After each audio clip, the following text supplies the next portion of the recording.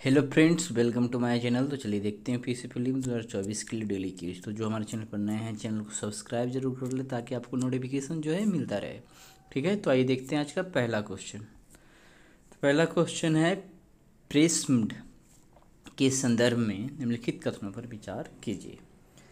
तो आइए यहाँ पे है कि कितने कथन सही है। ठीक है, तो आइए देखते हैं एक एक कथन। प्रेस्म्ड, जिसे फिल्टर केक अथवा प्रेस केक के रूप में जाना जाता है, चीनी उद्योग में एक अपशिष्ट उप उत्पाद है जिसने हरित ऊर्जा उत्पादन के लिए एक मूल्यवान संसाधन के रूप में मान्यता प्राप्त की है। तो इसके बाद जो वो उसका बच जाता है खोआ, है ना, यानी कि उसका जो वेस्ट पार्ट पड़ जाता है, उसी की बात हो रहा है। हाँ, उसी को बोलते हैं इंग्लिश में प्लेसमेंट। तो ये पहला सही है। इसका उपयोग जो है अवायवीय अपघटन के माध्यम से बायोगैस उत्पादन के लिए फीडस्टॉक के रूप में उपयोग करके अतिरिक्त आय सृजन करने का अवसर प्रदान करता है, जिससे संपीड़ित बायोगैस का उत्पादन होता है। तो यहाँ पे दूसरा कथन भी सही है। अवायवीय पाचन एक ऐसी प्रक्रिया है जिसके माध्यम से बैक्टीरिया ऑक्सीजन की अनुपस्थिति में कार्बनिक पदार्थों को तोड़ते हैं। तो यहाँ पे तीसरा कथन भी सही है, इसलिए हो जाएगा ऑप्शन सी करेक्ट हो जाएगा। ठीक है, चलिए आगे देखते हैं। प्रेस्म्ड, जिसे फिल्टर केक अथवा प्रेस केक के रूप में जाना जाता है, चीनी उद्योग में एक अवशिष्ट उप उत्पाद है जिसने हरित ऊर्जा उत्पादन के लिए एक मूल्यवान संसाधन के रूप में मान्यता प्राप्त किया था। कथन पहला क्या है, सही है। यह उप उत्पाद भारतीय चीनी मिलों को अवायवीय अपघटन के माध्यम से, वही सब है, फिर से दोहराया जा रहा है, माध्यम से बायोगैस उत्पादन के लिए फीडस्टॉक के रूप में उपयोग करके अतिरिक्त आय सृजन करने का अवसर प्रदान करता है, जिससे संपीड़ित बायोगैस का उत्पादन होता है। कथन दो सही है। चलिए आगे देखते हैं। अवायवीय अपघटन एक ऐसी प्रक्रिया है जिसके माध्यम से बैक्टीरिया ऑक्सीजन की अनुपस्थिति में कार्बनिक पदार्थ जैसे पशु खाद्य अपशिष्ट, जल, बायोसॉलिड और खाद्य अपशिष्ट को तोड़ देते हैं। अतः कथन तीसरा सही है। इनपुट के रूप में गणित की एक इकाई को संशोधित करते समय प्रेस्म्ड की पैदावार आमतौर पर भार के हिसाब से 3 से 4% तक होती है। आइए देखते हैं आज का दूसरा क्वेश्चन। तो है, एजुकेशन प्लस के लिए एकीकृत जिला सूचना प्रणाली रिपोर्ट के संदर्भ में निम्नलिखित कथनों पर विचार कीजिए। कितने कथन सही नहीं है, यहाँ देखना मेन है। ठीक है ना, तो आइए देखते हैं। यह एक व्यापक अध्ययन है जो स्कूली छात्रों के नामांकन और ड्रॉप आउट दर, स्कूलों में शिक्षकों की संख्या आदि के बारे में जानकारी प्रदान करता है। ठीक है, तो पहला कथन तो कुछ नहीं लग रहा है कि गलत होगा। इसे वर्ष 2018-19 में डेटा प्रविष्टि में तेजी लाने, त्रुटियों को कम करने, डेटा गुणवत्ता में सुधार तथा सत्यापन प्रक्रिया को सरल बनाने के लिए लॉन्च किया गया था। ठीक है, तो ये प्लस वाली की बात हो रहा है, ऊपर प्लस की बात हुआ था, इससे कहा है तो ऊपर वाले के अनुसार बात हो रहा है। तो ये दोनों कथन एक दूसरे से रिलेटेड है। आगे है कि यह यूडीसाइड का एक अद्यतन और उन्नत संस्करण है। तो यूडीसाइड नहीं पढ़ेंगे ना, UDISC है। ठीक है, तो पहला जो संस्करण था ये तो प्लस का है, तो पहला जो संस्करण था वो 2012-13 का होना चाहिए, शायद ये 13-14 का, 2012-13 का। तो इसके कारण ये क्या हो गया, गलती हो गया। तो केवल 2 ऑप्शन भी करेक्ट हो जाएगा। ठीक है, तो आइए देखते हैं। एजुकेशन प्लस के लिए एकीकृत जिला सूचना प्रणाली रिपोर्ट एक व्यापक अध्ययन है जो स्कूली छात्रों के नामांकन और ड्रॉप आउट दर, स्कूलों में शिक्षकों की संख्या तथा शौचालय सुविधा, भवन अवसंरचना एवं विद्युत जैसी अन्य बुनियादी सुविधाओं पर जानकारी प्रदान करता है। कथन एक सही है। इसे वर्ष 2018-19 में डेटा प्रविष्टि में तेजी लाने, त्रुटियों को कम करने, डेटा गुणवत्ता में सुधार तथा सत्यापन प्रक्रिया को सरल बनाने के लिए लॉन्च किया गया है। तो कथन दूसरा भी सही है। तो आइए देखते हैं तीसरा के बारे में क्या कह रहा है। यह एक विद्यालय और उसके संसाधनों से संबंधित कारकों के विषय में विवरण एकत्रित करने के लिए एक एप्लीकेशन है। यह वर्ष 2012-13 में शिक्षा मंत्रालय द्वारा शुरू किया गया UDISC का एक अद्यतन तथा उन्नत संस्करण है। अतः कथन तीसरा सही नहीं है। चुनावी बॉन्ड योजना के संदर्भ में निम्नलिखित कथनों पर विचार कीजिए। तो पहला है कि चुनावी बॉन्ड प्रणाली को वर्ष 2017 में एक वित्त विधेयक के माध्यम से पेश किया गया था और इसे वर्ष 2018 में लागू किया गया था। तो पहला कथन क्या है, सही है। कितने कथन सही नहीं है ये ढूंढना है। वित्त अधिनियम 2017 में संशोधन के माध्यम से केंद्र सरकार ने राजनीतिक दलों को चुनावी बॉन्ड के माध्यम से प्राप्त दान का प्रकटीकरण में छूट दी गई है, यानी वो प्रकट भी कर सकता है और नहीं भी कि कितना उसे प्राप्त हुआ है चुनावी बॉन्ड से। इसका अर्थ यह है कि मतदाताओं को यह नहीं पता होगा कि किस व्यक्ति, कंपनी अथवा संगठन ने किस पार्टी को और कितनी मात्रा में फंड दिया है। अतः ये भी सही है, तो सब सही है ना, तो ऑप्शन डी हो जाएगा, क्योंकि सही नहीं है वो ढूंढना है, ठीक है ना। तो आइए देखते हैं चुनावी बॉन्ड योजना। चुनावी बॉन्ड प्रणाली को वर्ष 2017 में एक वित्त विधेयक के माध्यम से पेश किया गया था और इसे वर्ष 2018 में लागू किया गया था। अतः कथन एक सही है। करवे दाता की गोपनीयता बनाए रखते हुए व्यक्तियों और संस्थाओं के लिए पंजीकृत राजनीतिक दलों को फंडिंग देने के साधन के रूप में कार्य करते हैं। चुनावी ट्रस्ट योजना 2013, इसे केंद्रीय प्रत्यक्ष कर बोर्ड द्वारा अधिसूचित किया गया था। इलेक्टोरल ट्रस्ट कंपनियों द्वारा स्थापित एक ट्रस्ट है जिसका एकमात्र उद्देश्य अन्य कंपनियों एवं व्यक्तियों से प्राप्त योगदान को राजनीतिक दलों में वितरित करना है। तो आगे है चुनावी बॉन्ड योजना के अंतर्गत प्रकटीकरण से छूट, ये आपको टॉपिक मान लीजिए, ठीक है। कर वित्त अधिनियम 2017 में संशोधन के माध्यम से केंद्र सरकार ने राजनीतिक दलों को चुनावी बॉन्ड के माध्यम से प्राप्त धन का प्रकटीकरण करने से छूट दी है। अतः कथन दूसरा भी सही था। कर इसका अर्थ यह है कि मतलब को यह नहीं पता होगा कि किस व्यक्ति, कंपनी अथवा संगठन ने किस पार्टी को और कितनी मात्रा में फंड दिया। अतः कथन तीसरा सही है। हालांकि एक प्रतिनिधि लोकतंत्र में नागरिक अपना वोट उन लोगों के लिए डालते हैं जो संसद में उनका प्रतिनिधित्व करेंगे।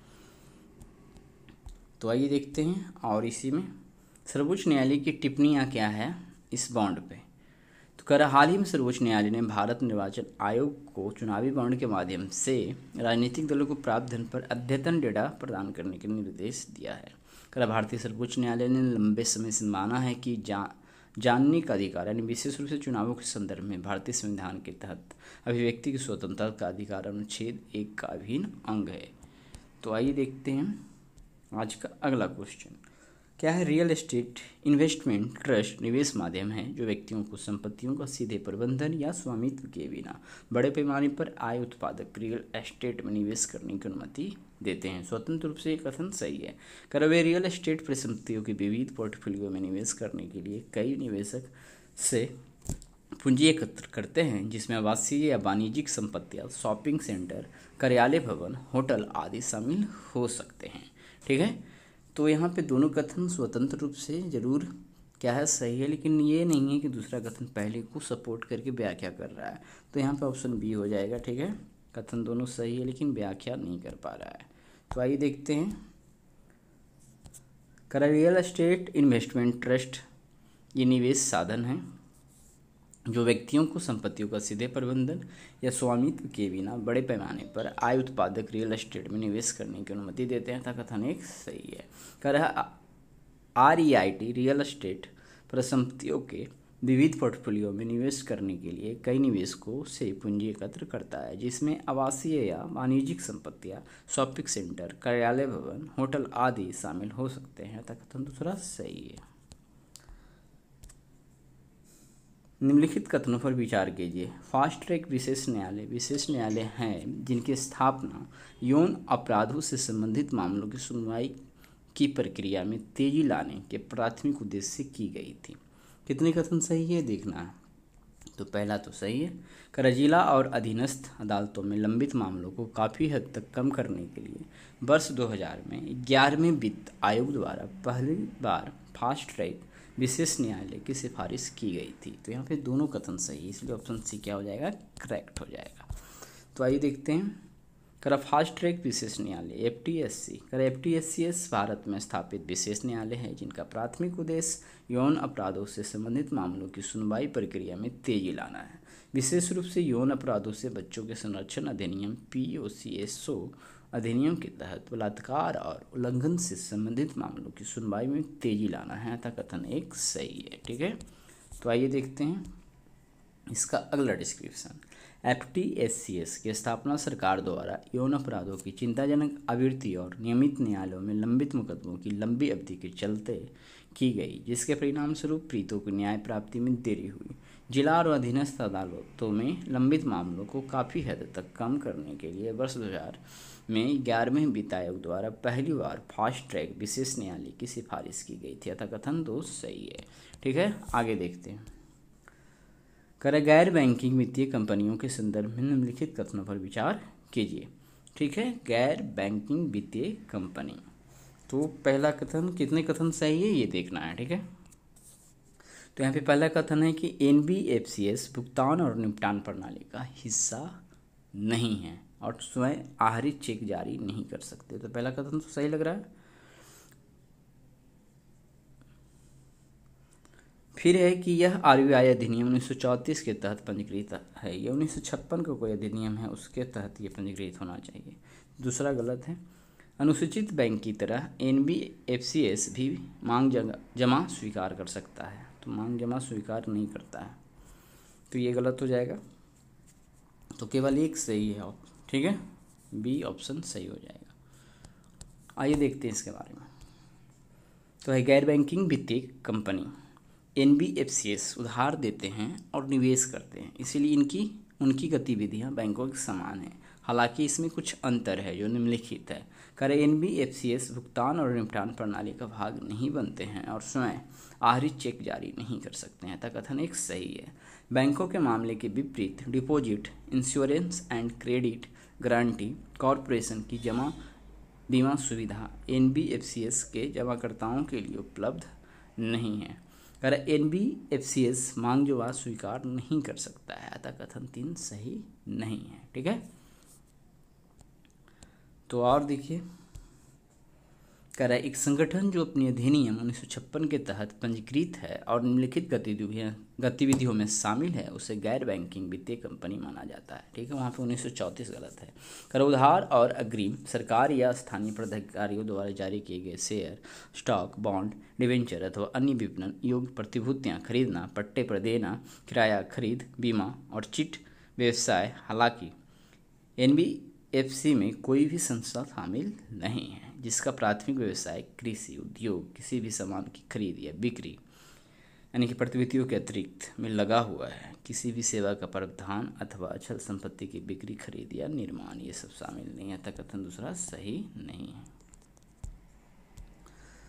आइए देखते हैं राष्ट्रीय आपदा प्रबंधन प्राधिकरण के संदर्भ में निम्नलिखित कथनों पर विचार करते हैं और कितने कथन सही है ये ढूंढना है। तो करा भारत के गृह मंत्री की अध्यक्षता में, नहीं प्रधानमंत्री की अध्यक्षता में, बस यहाँ पे यही गलती है। ठीक है, ये गलत हो गया। करा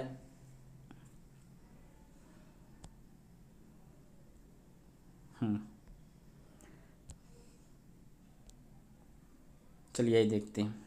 तो एनडीए में वही है, राष्ट्रीय आपदा प्रबंधन प्राधिकरण। ठीक है, को आपदा प्रबंधन के लिए नीतियां, योजनाएं, दिशा निर्देश निर्धारित करने का अधिकार है, था कथन दूसरा सही है। करा एनडीएमए के 5 प्रमुख प्रभाग हैं, नीतियां एवं योजनाएं, समन, संचालन और संचार एवं सूचना एवं प्रौद्योगिकी प्रशासन तथा वित्त।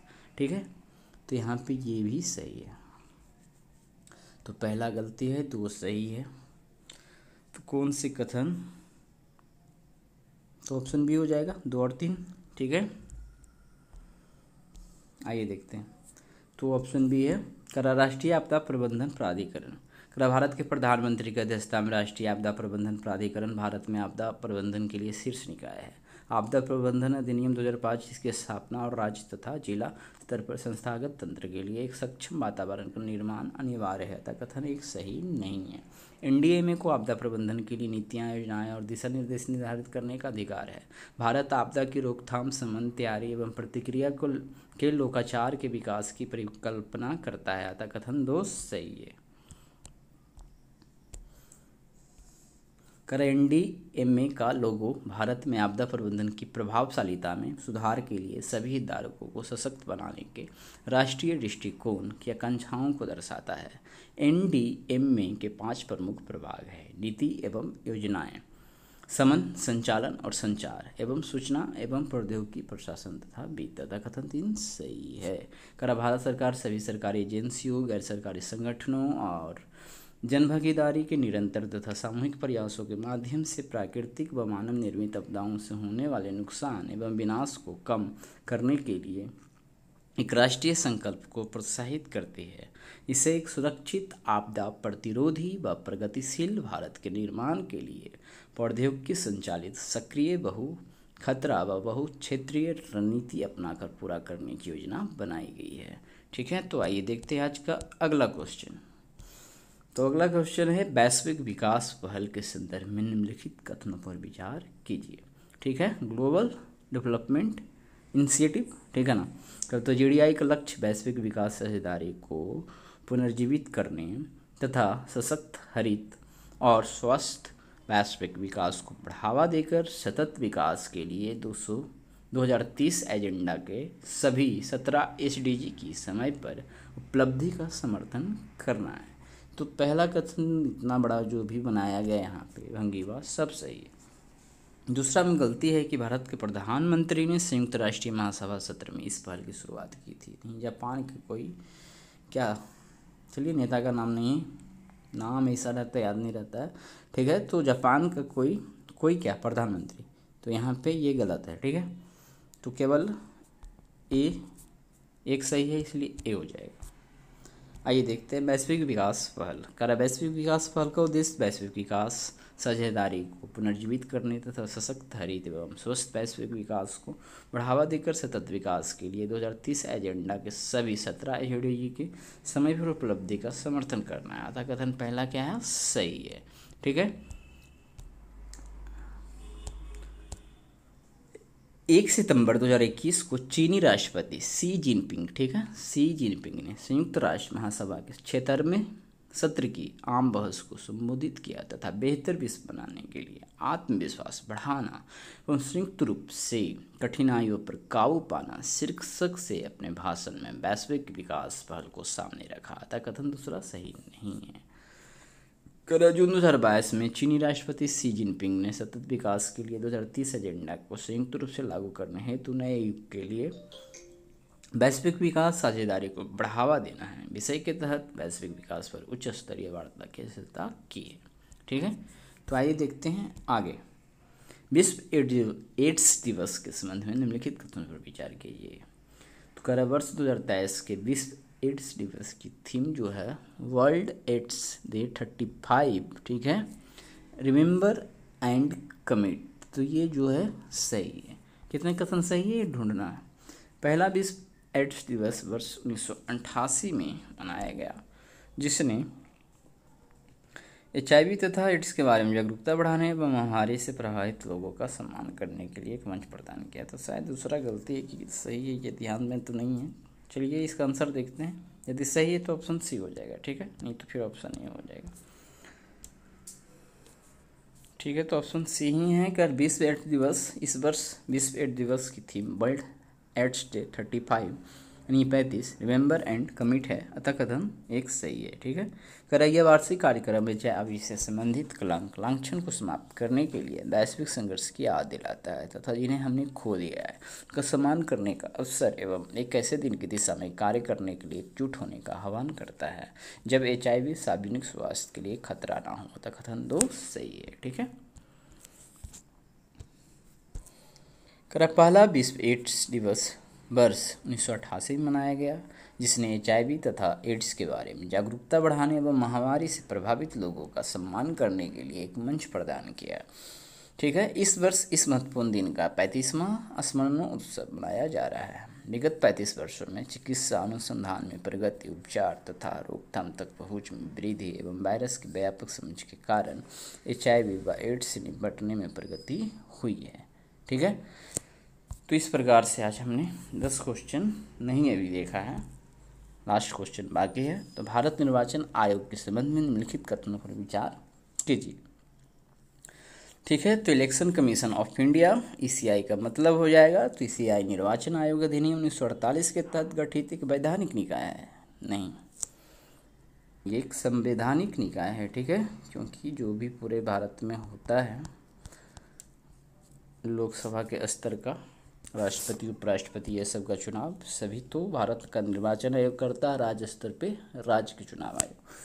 तो पहला कथन गलती है क्योंकि ये संवैधानिक है, ठीक है। यह निकाय केवल लोकसभा और राज्यसभा के लिए चुनाव को संचालन करता है, राष्ट्रपति उपराष्ट्रपति के लिए भी तो यही करता है ना, इसीलिए केवल लिखने के कारण ये गलती हो जा रहा है। चुनाव आयोग में राष्ट्रपति द्वारा निर्धारित मुख्य चुनाव आयुक्त और अतिरिक्त चुनाव आयुक्त शामिल होते हैं। तो ये तीसरा कथन सही है, तो केवल एक सही है, ठीक है, ऑप्शन ए। आइए देखते हैं डिस्क्रिप्शन। भारत चुनाव आयोग कर भारत का निर्वाचन आयोग एक स्वायत्त संवैधानिक प्राधिकरण है जो संविधान के अनुच्छेद 324 के तहत भारत में संघ और राज्य चुनाव प्रक्रियाओं के प्रशासन के लिए जिम्मेदार है। यह कथन एक सही नहीं है। फिर है, इसकी स्थापना 25 जनवरी 1950 प्रत्येक वर्ष 25 जनवरी को राष्ट्रीय मतदाता दिवस के रूप में मनाया जाता है, वो संविधान के अनुसार की गई थी। आयोग का सचिवालय कहाँ है? तो नई दिल्ली में है। ठीक है। करैया निकाय भारत में लोकसभा, राज्यसभा, राज्य विधानसभाओं और देश में राष्ट्रपति एवं उपराष्ट्रपति के पदों के लिए चुनावों का संचालन करता है। कथन 2 सही नहीं है। कर इसका राज्यों में पंचायतों और नगर पालिकाओं के चुनावों से कोई सरोकार नहीं है। इसके लिए भारत का संविधान एक अलग राज्य चुनाव आयोग का प्रावधान करता है। कर चुनाव आयोग में मुख्य चुनाव आयुक्त और अन्य चुनाव आयुक्त यदि कोई हो जिसे राष्ट्रपति समय समय पर नियुक्त कर सकते हैं, चुनाव आयोग का गठन करेंगे। अतः कथन 3 सही है। ठीक है।